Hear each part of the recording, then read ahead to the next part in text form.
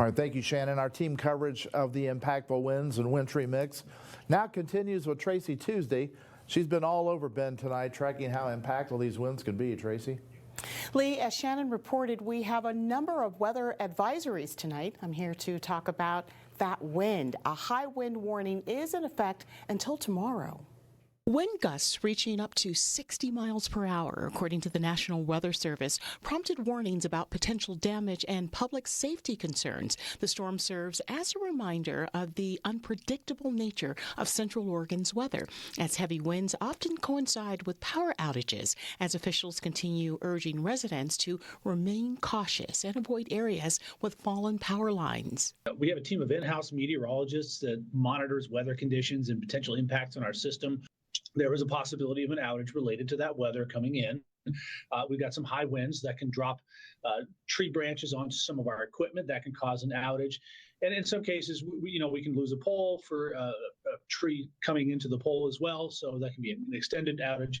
Again, we're not anticipating large impacts, but in terms of getting ready for those outages, we encourage customers to have an outage kit ready to go.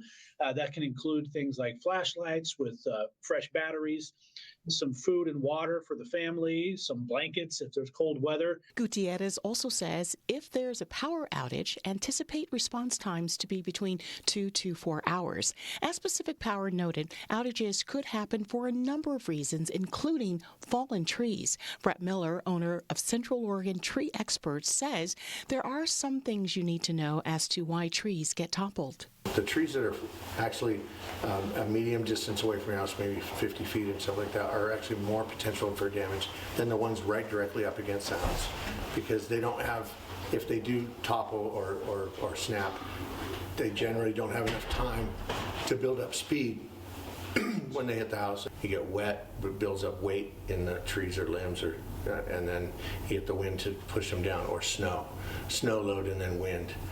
Those two things two combinations are a serious problem. Pines generally will snap or break at certain points. So there's failure points that you can sometimes identify. Miller says check with your home or renter's insurance to make sure your coverage includes both removal of a tree and the cleanup. The Deschutes County Sheriff's Office says during extreme weather events, always secure outdoor items such as patio furniture and trash bins, which could become hazardous in high winds.